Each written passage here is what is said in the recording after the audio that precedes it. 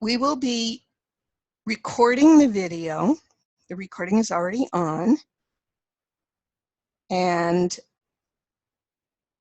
we're setting up a special landing page on the Bristol Strategy website that'll have a copy of the video recording, a PDF of the PowerPoint deck, and several other downloadable resources you'll be happy, I think you'll find useful. We'll be mentioning them as we go along. So you've already heard me mention my name. Over the years, I turned myself into a performance management geek and a nut for metrics, but I have more than 40 years of experience generating revenue in both the for-profit, social enterprise, and nonprofit sectors. And in the past 20-odd years that Bristol Strategy has been an entity, we've really turned our attention to research and developing methodologies, the most important of which is fundraising the smart way. So I'm considered the smart way geek in chief. And let me introduce our co-panelist, Catherine Marshall. Catherine? Yeah, so I've been working with nonprofits for over 30 years. The last 10 years or so as a consultant at helping build capacity of the nonprofits so they can achieve their mission. I've started and grown my own nonprofits, and that's given me a deep understanding of the challenges they face. So I was so happy to be a part of this Fundraising the Smart Way and see it as a wonderful tool for our nonprofits. Thank you, Ellen. So as I mentioned, I work closely with nonprofits and know how many of you are really worried about how the threatened cuts in the federal budget are a cause for alarm and stress. The smaller nonprofits that may not be funded by the feds may be looking for funds other than what they're usually doing, which is events. They might want to launch a donor campaign or approach corporate sponsors or do some grant writing for the first time. This puts more pressure on us to seek funding sources never tried before and to try to get more funds from the donors that we have. But let's face it, you've survived the economic downturn, you've streamlined all you can, and you may have limited resources to devote to changing gears or expanding your revenue generation efforts. So whatever your traditional funding sources have been in the past, now's the time to find new sources. I mentioned earlier that one of the things we pay a lot of attention to in our group is research on fundraising productivity through our leaky bucket assessment for effective fundraising, which, by the way, you'll have a link to on the landing page if you haven't already taken it. We started this research back in 2011. This infographic stems from the point at which we had 700 nonprofit responses. We now have over 1,100 as of the end of last year, although we still haven't put the infographic together. But what really struck us was the commonality of poor indicators of productivity. More than half of the survey lacks a strategic plan. 76% of survey responses do not have a documented ideal funder profile that includes funding motivations as well as capacity for giving. Most troublesome of all to us has been that when fundraising results fall below desired levels, half of the sector responds by throwing more special events, which tend to be produce diminishing returns. They're expensive. They put a lot of stress on staff or volunteers, and they often don't return as much as they cost.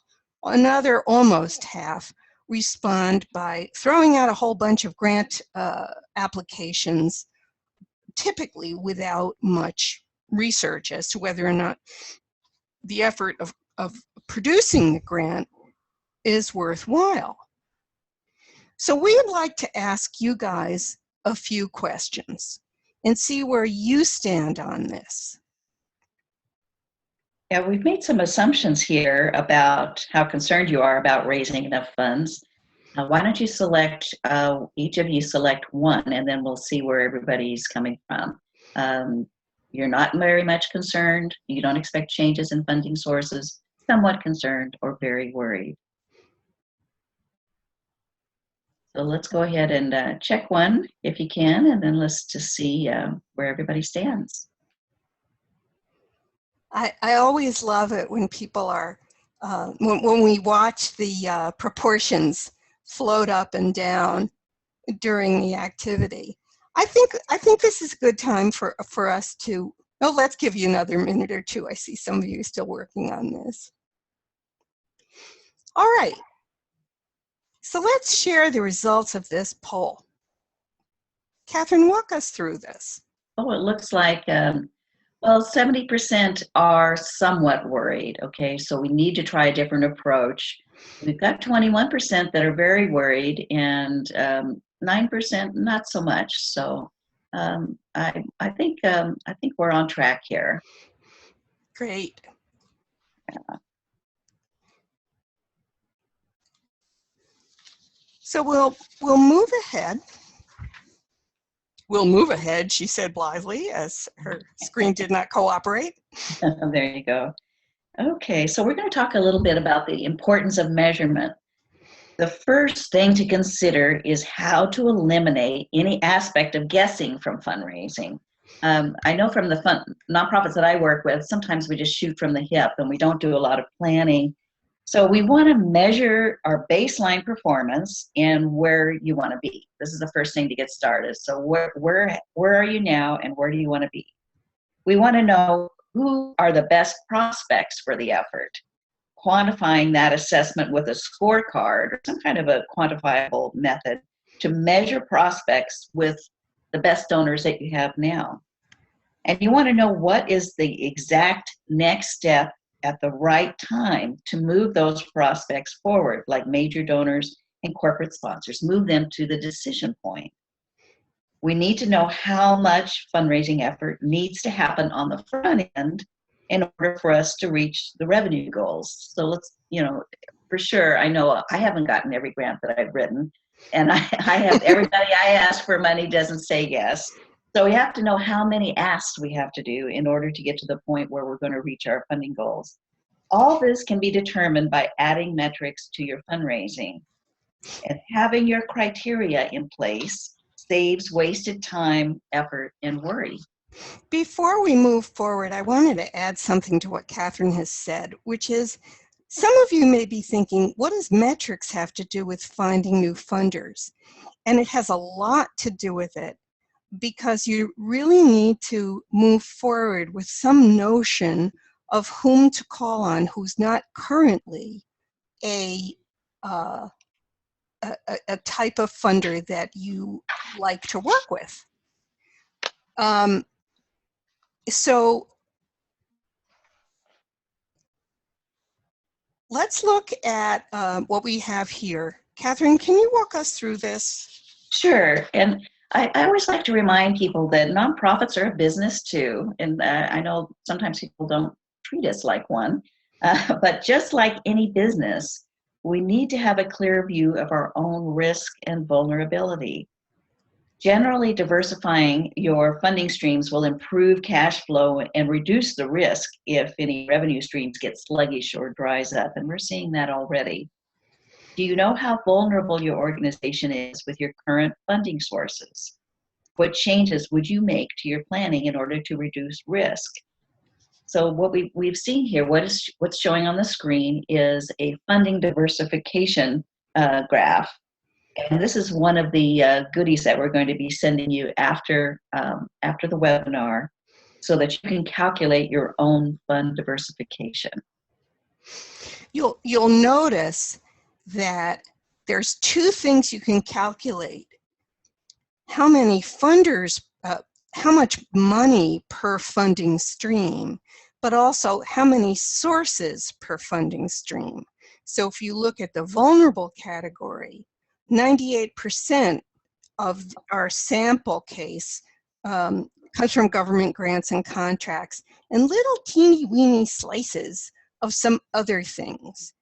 But the number of sources per stream here is so small, if we lost any of them, this organization might be in big trouble. And you look at what you'd really like, where you'd like to be at, and it's a pretty different picture. Okay. So let's talk about an ideal funder or donor. How do you know they're a good fit for your organization? And I guess we could be cynical and say, as long as they give us dollars, who cares? But some donations have strings attached. Some donors take us off mission. And some donors are worth cultivating to make a long-term investment in your organization, but they may require a lot of work, but not much payoff. And I'm sounding a little mercenary here, but sometimes you have to make tough decisions about where you focus your resources. A lot's been written about how to align priorities of your organization with successful grant writing with your foundations. And we have to do the same with major donors and corporate sponsors. So wouldn't it help if you had a profile of an ideal corporate sponsor or an ideal major donor, so you have a better shot at predicting where to place your efforts? We should, and we can't afford to cultivate a donor who's not a match for your mission. That's just going to take us in the wrong direction. And we're always going to be grateful for $5, but how much time do we want to spend to get that $5? I think we're going to do another poll here. And oh, sorry. Yes, yeah, do that other poll. yes. Hold on, folks. Now, this works the same way. Yeah. So we're going to see, this one you can check all that apply to you. And so we'll get a sense of where everybody is. Do you need a better way to identify great prospects without wasting time?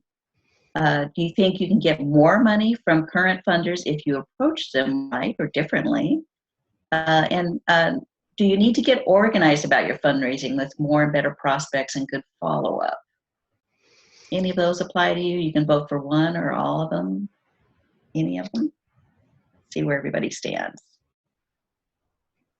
This is great. We sure have a lot of activity going on here. Oh, that's good. It's good to know how everybody's thinking. So let's give this just a few more seconds and get everybody's last gasp. All right, so let's share the results.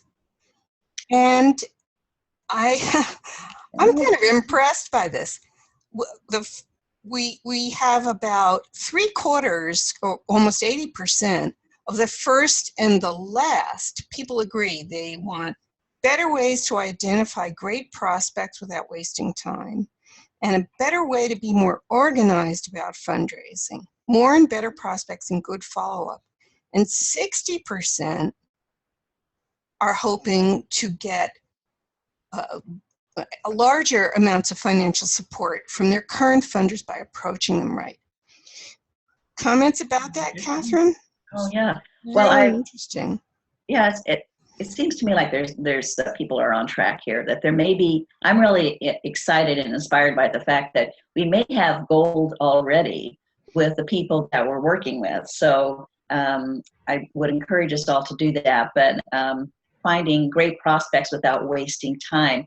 I know the nonprofits that I work with, they are struggling with how to figure out how to do all of this, without how to push more effort into this when they've got limited resources. So something we like to say is that you can achieve these objectives if you have excellent metrics, good technology, and you engage in some innovative management practices.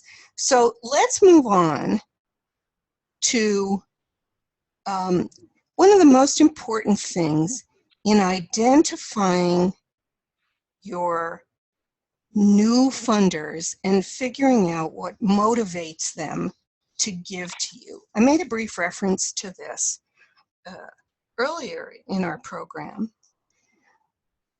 Capacity is important, but without engagement, capacity means nothing. In other words, just because someone is wealthy doesn't mean they're a good candidate for you to pursue. So we like to encourage you to get in front of either current funders who represent the kind of new funder you'd like, or even the kind of funder you currently have, and ask them these 3 simple questions. By the way, there's 2 white papers that you're going to be able to download. One is called 3 Simple Questions That Get Donors to Give, and 3 Simple Questions That Get Corporate Sponsors Involved. These 3 simple questions help you figure out what motivates your best funders to become engaged. And the questions are, what does our ideal corporate sponsor, major donor, grant writer, what do they want to achieve by investing in our nonprofit? What social or human rights or mission-related issues do they want to avoid by investing in our nonprofit to ensure that it's healthy?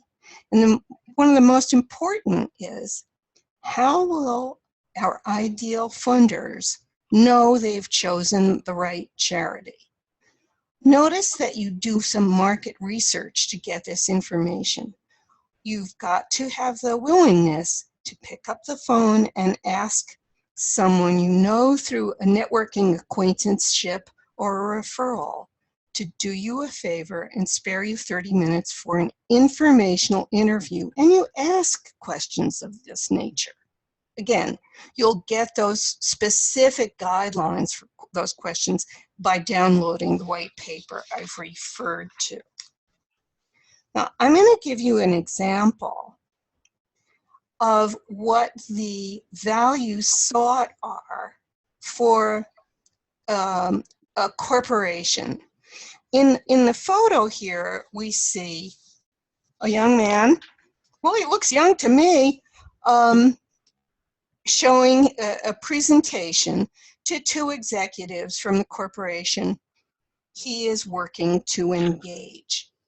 And the research that our fundraising professional did suggested that for his organization, the best corporations are invest in corporate sponsorship or cause marketing programs for 2 business reasons. There are probably 5 or 6 things they want to achieve, but for the sake of brevity, we'll only mention a couple. And remember, corporate sponsors have philanthropic motivations, but they also have very basic business objectives. And when the 2 come together, it can be a really beneficial relationship for both parties. So here we see the ideal corporate sponsor for our nonprofit desires to build trust in their brand by showing their initiative to give back to the community. And they also want new leads. They'd like others who support your nonprofit to know that they also support it. Sometimes we find in corporate sponsorships that the avoid question is answered by ways that have a more direct relationship to your mission. So in this instance, the ideal corporate sponsor wants to avoid further any erosion of the tax base. They don't want to be located in a community that's dying. They want to be located in an economically viable community. They also don't want to see any decline in high school graduation rates. If people don't graduate from high school, the pool of potential employees shrinks. And for our nonprofit, the right partner is a corporate sponsor who shares our values and is a good and able negotiator. Now, in this context of corporate sponsorship, we're not just talking about whether or not this sponsor is going to simply invest in the name partner role at your gala or buy a table or a banner or a business card ad. We're usually talking about a year-long or even a multi-year contract with the corporate sponsor that provides significant mutual benefit. This model works whether it's a major donor, corporate partner for an event, or even a grant-making organization. Catherine, yeah, I just wanted to share because, again, I work a lot with nonprofits and help them prep for meetings and with corporations. And sometimes it's a little hard for nonprofits to get out of their own head and worried, about the meeting with a corporation asking for sponsorship and just thinking, wow, I just want them to give us the money. Don't they see we need the money? And what this encourages us to do is to really think about the corporation and what they're trying to achieve with the relationship. And it's not a sellout. It's just making sure that you're matching, you're aligning your priorities, and you're demonstrating that you understand where the corporation is coming from and that you're going to help them achieve their goals as they help you achieve your goals.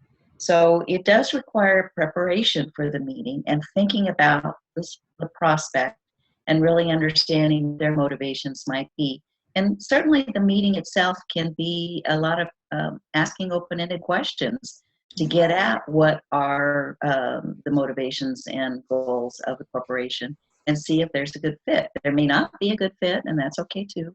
But we want to make sure that we are demonstrating that we understand where they're coming from and don't just look at them as a pocket or a purse to give us money. I like what Catherine says. Remember, it isn't very appealing to go to somebody and say, oh, poor me, we really need. Because the donor isn't interested in your needs. They're interested in your impact. Plus, it feels better to approach this from a position of strength than from a position of neediness. Now, Catherine mentioned earlier that we like to talk about a scorecard. And here's a very simplified version. Imagine how refreshing it would be if, and I hope you guys can see this because it's kind of an eye chart. But if you had a document that said corporate sponsors for us are most appealing if they get good scores on value statements and good scores on fact statements. Values are the value added, value sought stuff we talked about before. Facts usually refer to capacity and track record and giving history. And we also want to avoid the danger signs. As you see, this particular corporate sponsor ranked as an A, they're almost perfect. And the reason this is useful is that you need to know when to justify more of your very scarce and very costly fundraising time and where you shouldn't invest a lot of money and effort in of your fundraising time. Don't spend 10 hours trying to get a $5 gift. Spend 10 hours trying to get a $50,000 gift. Which leads us to the opportunity pipeline, one of the critical elements to help you find new funders. Catherine, this is your area of expertise. Well, and I really enjoy this one because it reminds me of my early days of doing sales training. I got some sales training early in my career because I had a business myself and later sold business services for other people. And I was grateful for that background because it gave me such great preparation for working with nonprofits. And I've applied it, some of that training to fund development. Some of the things I learned was that you'll have greater success when you match your prospects' motivations with what you have to offer. Use good questioning and listening skills. We just talked about that. that fund development is like sales. It's relationship building. So you have to move the relationship forward in stages. That's why donor relationship software or CRM software is so important, because it helps you keep track of where you are in the relationship building that we're doing. And the other piece is that in order to reach the fundraising goals, you have to have a larger number of prospects in the opportunity pipeline. And I mentioned this earlier. I mean, I haven't gotten every grant that I've written. I don't, that would be really unrealistic, is to have a goal of reaching $200,000, and I only write $200,000 worth of goals of grant writing. We have to really be putting more into the pipeline than we expect, because not everybody's going to say yes. What we found to be a good ratio to experiment with is 3 to 1. So you might need to have 3 times as many prospects as you expect to get in order to reach your goals. Now, I know this sounds challenging, and you may be asking, how am I going to find the time to manage all this? But the more you do this, the easier it gets, and you'll find yourself measuring, and it will be easier to guide your staff, and you'll also be able to report to the board by keeping the opportunity pipeline in mind as you try to reach your goals. Let's talk about that opportunity pipeline a little further.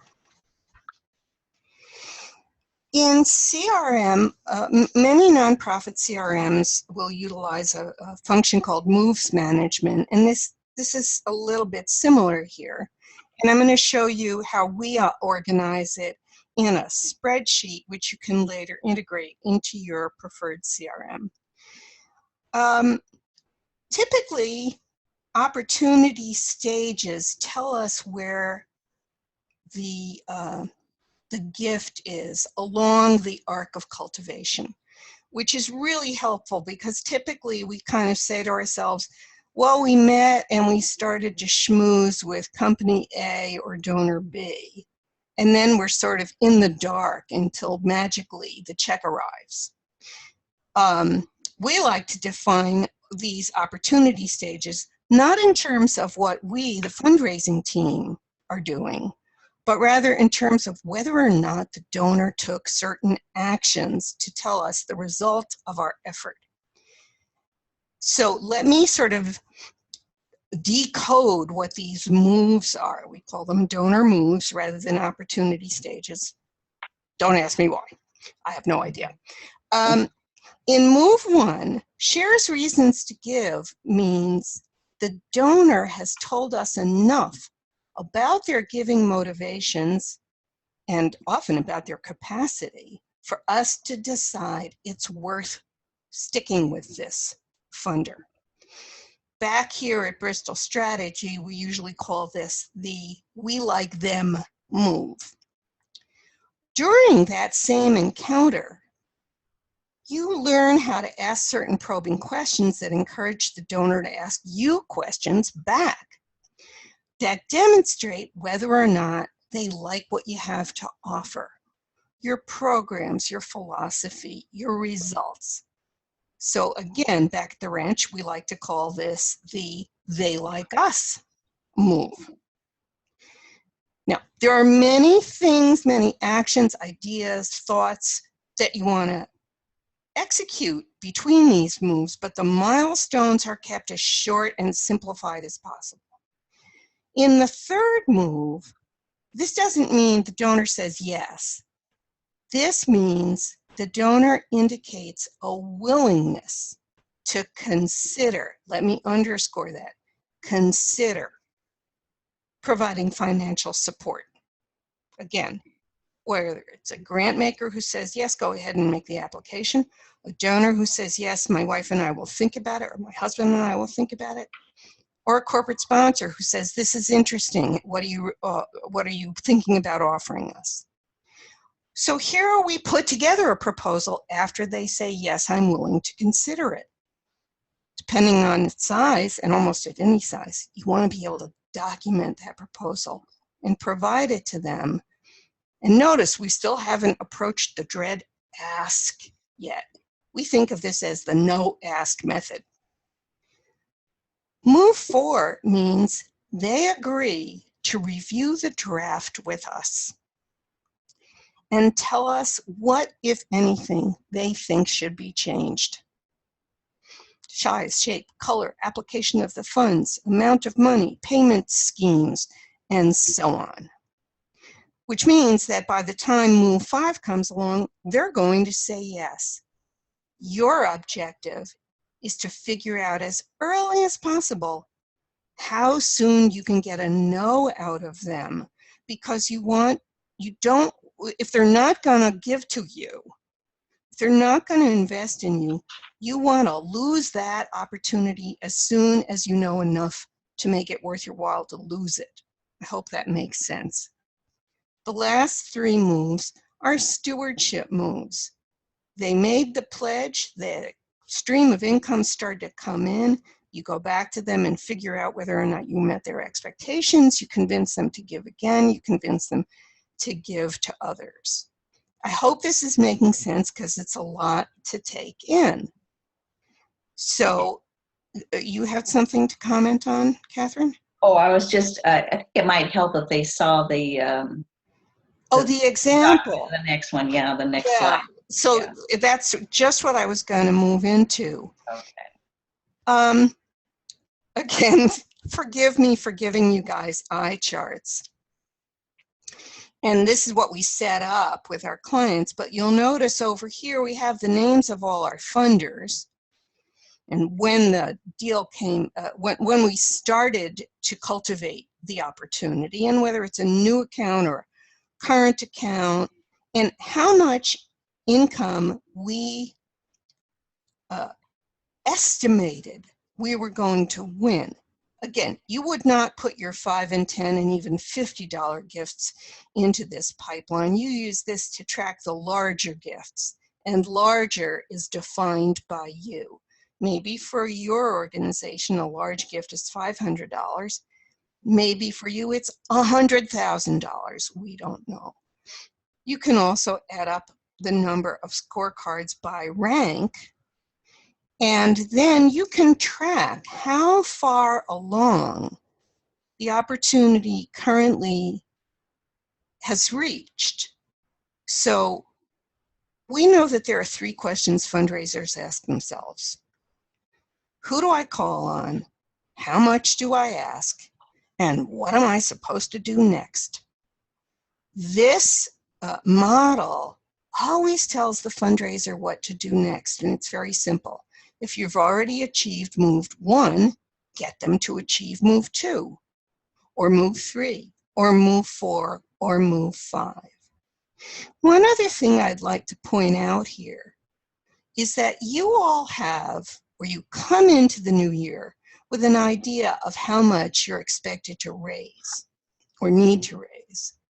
But we don't always give ourselves a target for how much money should be in the pipeline. So we've shown that here using a 3 times income target multiplier. And as Catherine was mentioning earlier, this is really great. This tells us if we can put $360,000 into the pipeline as potential income, then we can lose 2 out of every $3 and still meet our targets. I have to say, Ellen, we're finding that boards really like this reporting. And it takes away having to make excuses for why things are taking too long. And it really shows where things are in the relationship. I know things that I've used in the past were, just little anecdotal things like, well, we think they're thinking about it, or, they're waiting for the CEO to come back from vacation or something like that. And this really shows it really tracks the potential donor and where they have made their move, and takes a little bit of the onus off of staff that's really doing the best they can to put things in on the front end. Exactly. We've often seen very positive conversations about fundraising somehow convert themselves to negatives because somebody who's being presented to, be it the board or senior management, somehow takes us down what we used to call a rat hole. Let's go worry about why so-and-so didn't give, and don't you know his brother-in-law's dog groomer's nephew, and we're off to the races. We are big believers in summary data being more illustrative than detailed data. And when in the technology that we're working to provide, we can even look at graphs and at charts rather than tables, graphs that make it easier to see our progress. And Catherine, can you check it? I think we have another question that's come in. Oh, okay, sure. Let me know if we should move on that. Well, let's see. Let's just deal with that one. Why are some of the amounts targeted negative and some positive? That is a great question. You'll notice that the Donner Party isn't targeted as is marked as negative $5,000. So follow along here to move 4, which is the move where we negotiate. And we lost them at that point. Well, it was the Donner Party. They ended up all eating each other. So that estimated income never appeared in the actual income space. So if we were showing the whole thing here, our solicitor, Jack Spratt, would have known, oh boy, I better replace that opportunity with a new opportunity because the potential can't be realized. But now when it comes to famous poet T.S. Eliot, we have a negative there because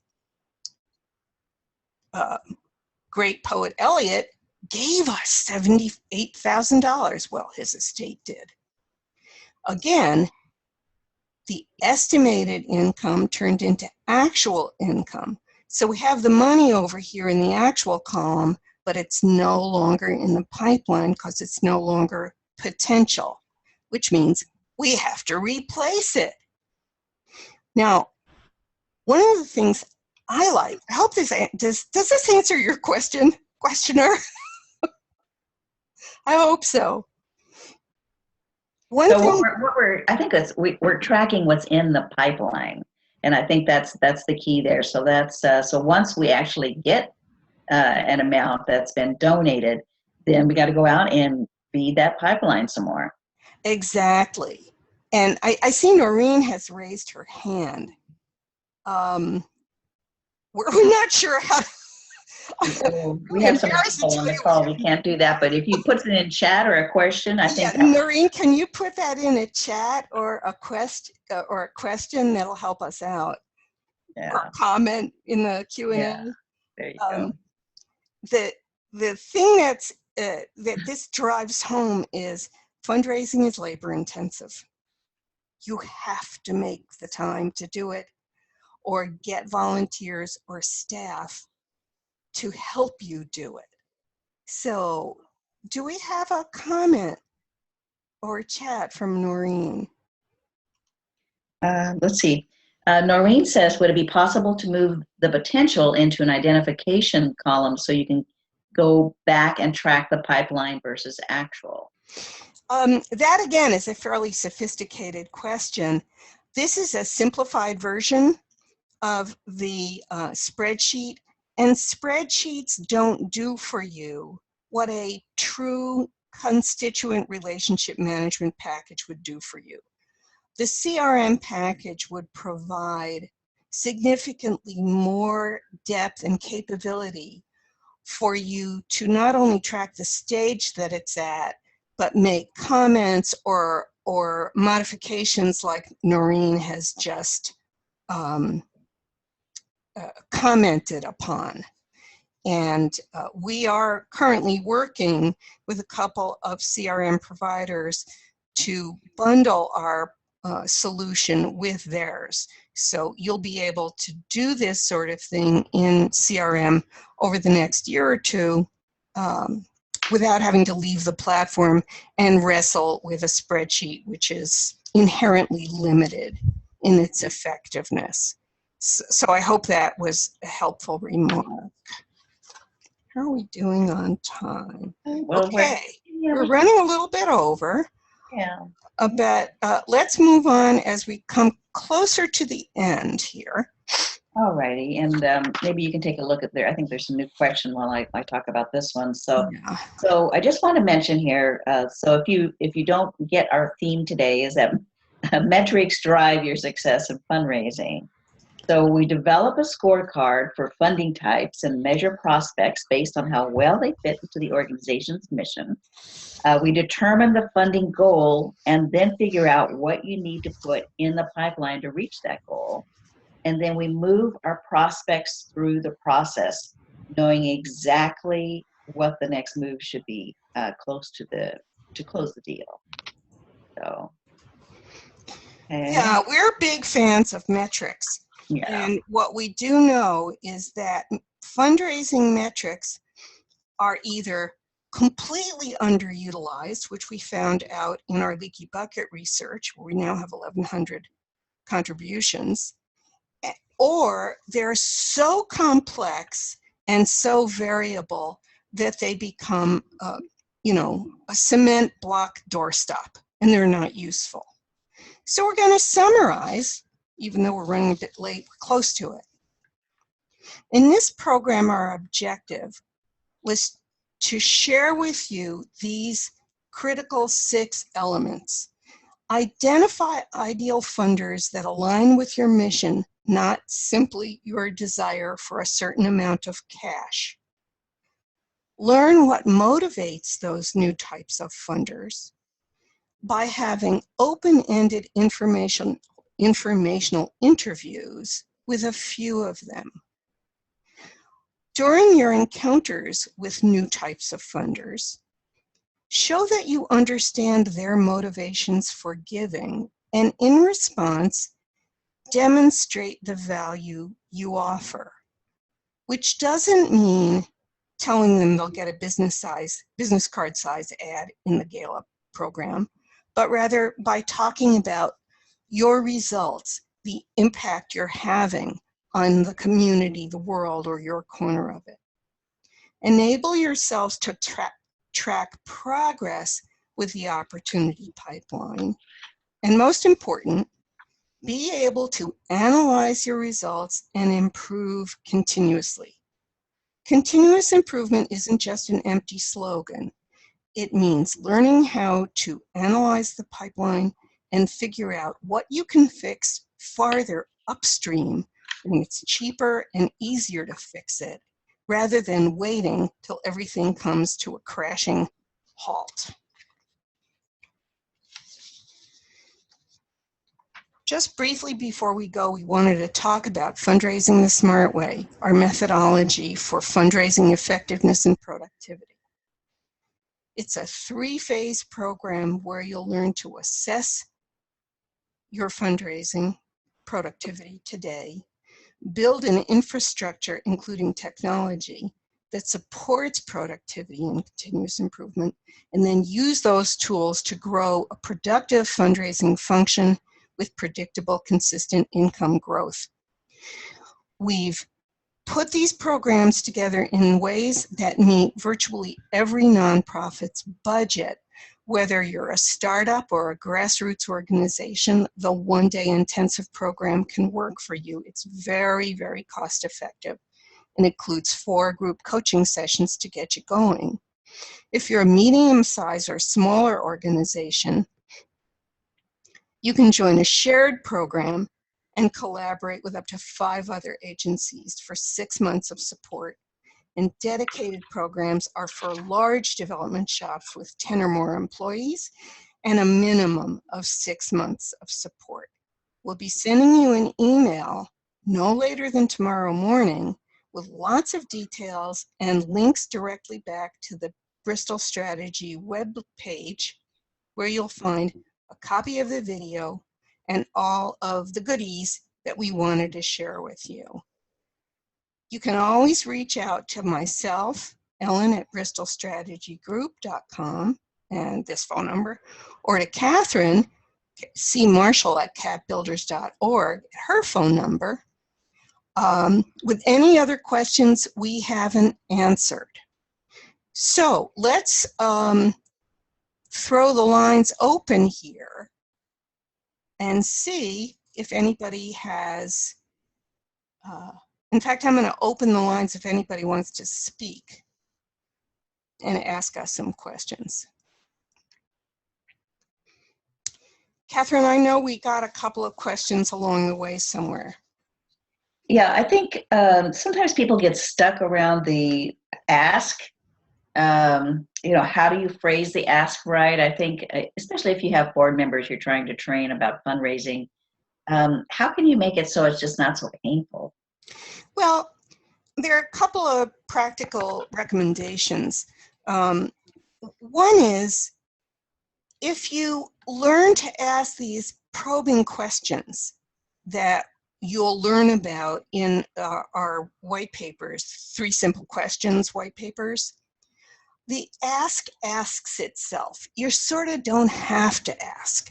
Would you be willing to consider supporting us financially or in some other way? It's hard to hear that without the person saying, gee, let me think about that. When it comes to suggesting an amount, you should have done your homework. If it's major funders, try and find out, using Prospect Research Services or some other tools, what their giving history is in an area like yours. Or you can simply say, based on what I know about you, prospective funders, we were thinking about a gift in the range of, and then put a lower to a higher range. And don't indicate that you need an answer this second. It's more like, here's an estimate for you.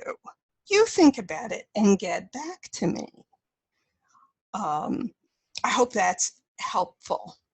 Yeah. But the critical thing is, remember, if you've got enough opportunity in the pipeline, you can lose $2 out of every 3 and still come out ahead.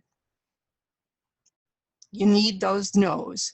Don't let them throw you off track. You know, what I learned in my sales training was if I figured out that I get 1 out of 10, then if I get 9 no's, I know I'm on the way to getting that. Getting that 10th, yes. So a no wasn't a bad thing. It's just a little way you kind of got your head in that place. So no's are not bad. You're just on to the next one. Right. Okay. I think we've got one other question here. Yeah, let me just see. When a not-for-profit is rebranding or choosing a new name, they face a possibility of trust issues with funders. Is there a way to measure trust with funders? That's a great question. And the answer is, ask them. Sit down and talk with those people that you're closest to and for whom it's easy to make the phone call. And ask them questions such as, what would you need to see or hear from us to ensure that we're retaining your trust? One of my colleagues uses a model she calls report, report, report, and thank.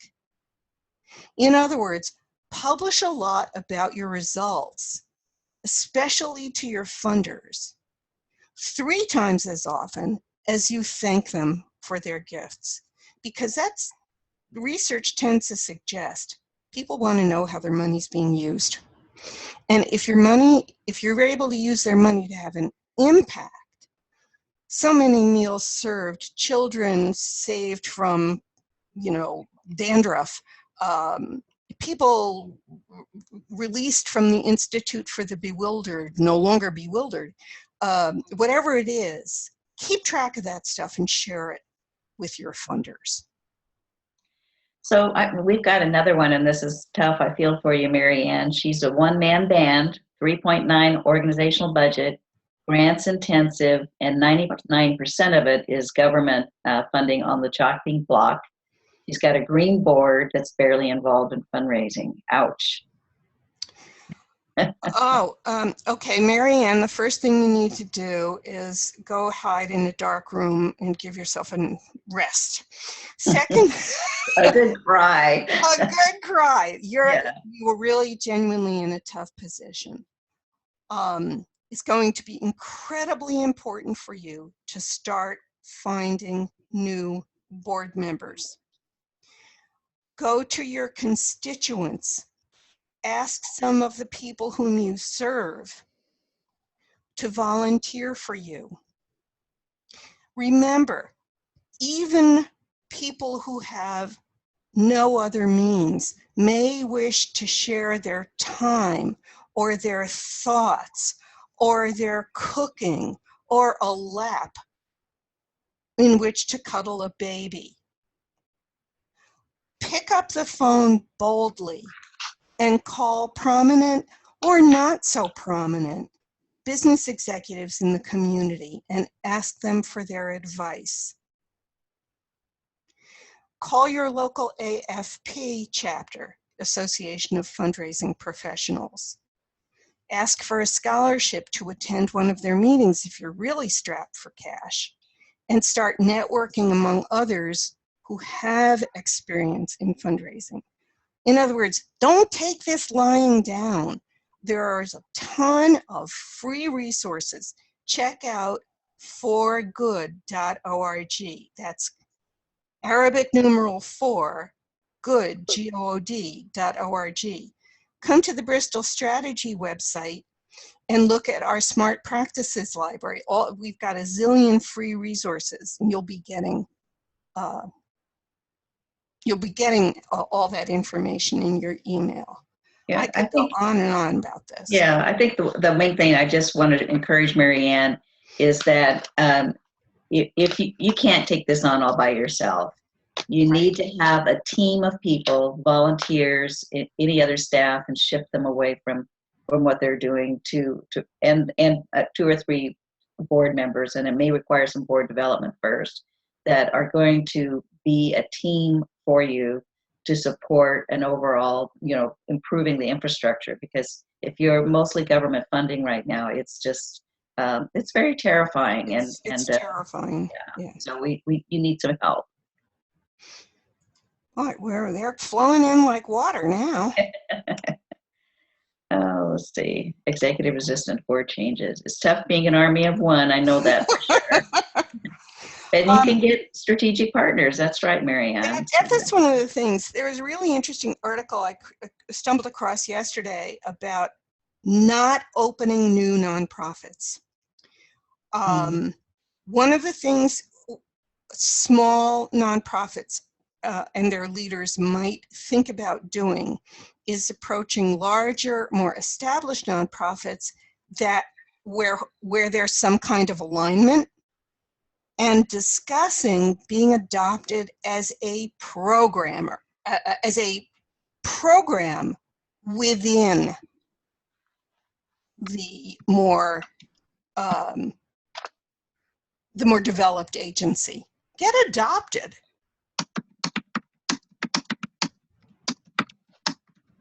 Well, somebody's typing away. Oh, that was me. I was just giving a private message to Marianne. So. Oh, great.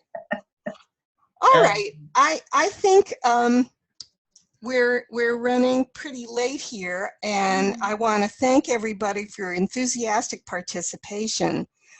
This has been wonderful. We're really pleased with the amount of time you invested in this, and watch your email because you'll be the first to hear about